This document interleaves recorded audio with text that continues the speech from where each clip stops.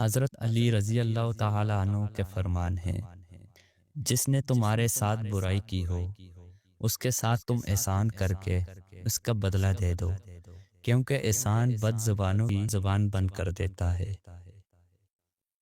جو شخص کر کے کاموں میں اپنی بیوی کی مدد کرے، خدا اس کے لیے 1 سال کی عبادت کا ثواب لکھتا ہے۔ اپنے اندر پرندے کی طرح عاجزی پیدا کرو، جو آسمان کی بلندیوں کو چھو کر بھی اپنی گردن جھکا کر رکھتا ہے۔ اللہ آپ کے اس وقت تک کچھ واپس نہیں لیتا جب تک اس سے بہتر آپ کو عطا نہ کرے۔ اگر کسی کی تکلیف دیکھ کر تمہیں تکلیف ہونے لگے تو سمجھ لینا تم اللہ کے بنائے ہوئے بہترین انسان ہو۔ جو شخص اپنی تکلیف کو 3 دن تک پوشیدہ رکھے اور اپنی تکلیف کی شکایت صرف اپنے اللہ سے کرے تو اللہ کا اس پر حق ہے کہ اسے تندرستی عطا کرے۔ زندگی کے 3 اصول اپنا لو۔ اس سے ضرور معافی مانگو جسے تم چاہتے ہو، اس سے کچھ مت چھپاؤ جو تم پر اعتبار کرتا ہو، اس کو مت چھوڑو جو تمہیں چاہتا ہو۔ جب حق پر رہتے ہوئے تمہارے مخالفت حد سے بڑھنے لگے تو سمجھ لو اللہ تمہیں کوئی مقام دینے والا ہے۔ زندگی کے ہر موڑ پر صلح کرنا سیکھو، کیونکہ جھکتا وہی ہے جس میں جان ہوتی ہے، اکڑنا تو مردے کی پہچان ہوتی ہے۔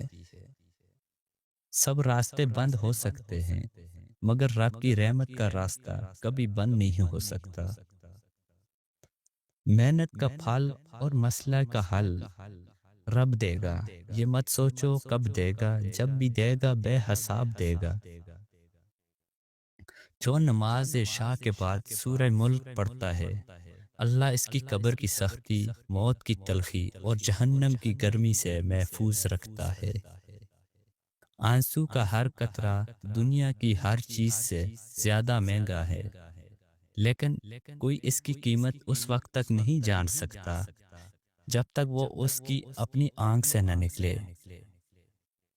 کسی کا دل اتنا مت دکھاؤ وہ اللہ کے سامنے تمہارا نام لے کر رو پڑے، کیونکہ ٹوٹے ہوئے دلوں سے نکلی آہ عرش تک جاتی ہے۔ دھوکہ دینے کے 1000 طریقے ہیں، لیکن سب سے گھٹیا طریقہ محبت اور ہمدرد کا دکھاوا کرنا ہے۔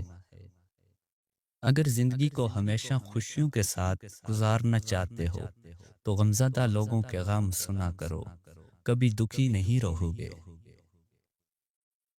ہمیشہ زندگی میں ایسے لوگوں کو پسند کرو جن کا دل چہرے سے زیادہ خوبصورت ہو۔ کسی سے محبت ہونے لگے تو صدقہ دو، محبت ہوئی تو مل جائے گی، اگر بلا ہوئی تو ٹل جائے گی۔